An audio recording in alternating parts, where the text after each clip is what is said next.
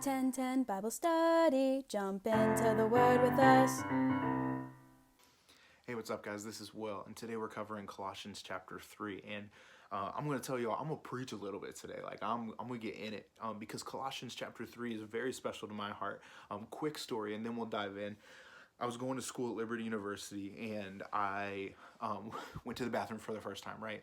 And so I was in the bathroom. I know TMI, but I remember sitting down and looking over, and there was this Post-it note covering up something that was, bad on the wall and all that. And so I look at the Post-it note, and it has Colossians 3:2 on there. And I remember sitting there. I didn't have a smartphone at the time, so I couldn't look it up. So I remembered it. I went back to my room. I looked it up, and the verse says, focus your thoughts on things that are above and not on things below.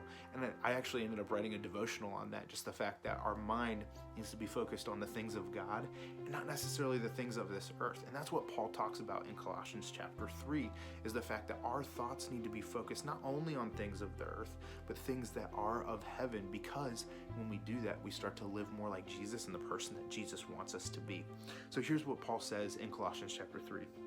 Since you have been raised to new life with Christ, set your sights on the realities of heaven, where Christ sits at God's right hand in the place of honor and power.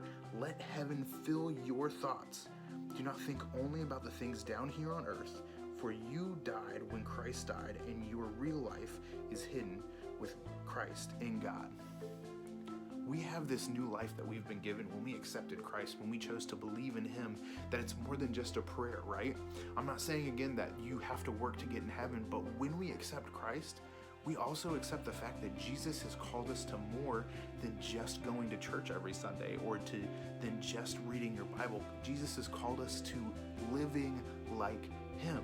We can do these things. We can just read our Bible. We can go to church, and we cannot live like Him, right? Like sometimes, I don't know if you've ever been like me, but you kind of put on that fake face at church, and then everywhere else you're somebody completely different. Like if I met you in Walmart or something like that, or if you met me in Walmart, you'd be like, I don't know who this Will guy is.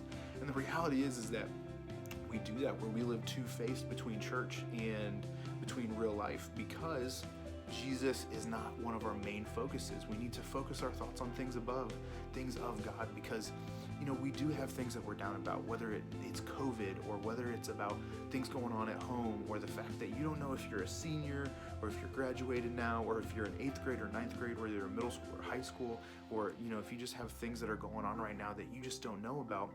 When we let those things be the only thing that we focus on, then we don't leave room for God to do work in our lives. And so we need to take time to actually do that. And here's what Paul continues to say. He says, put it to death. Whatever you're struggling with, whatever things that are lurking inside of you, put that to death. And so this is what Paul says in verse 5. So put to death the sinful earthly things lurking within you. Have nothing to do with sexual sin, impurity, lust, and shameful desires.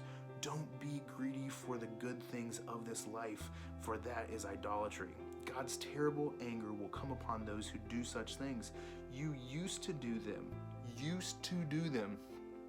when your life was still part of this world, but now is the time to get rid of anger, rage, malicious behavior, slander, and dirty language. Don't lie to each other, for you have stripped off your old evil nature and its wicked deeds. In its place, you have clothed yourselves with a brand new nature that is continually being renewed as you learn more and more about Christ, who created this new nature within you. Man, and that gets me pumped up, because I don't want to live like myself. I don't want to be angry. I don't want to sit there and yell at people while I'm in traffic, or I don't want to say mean things to my wife when I'm frustrated with her. 10:10 Bible Study. Jump into the Word with us.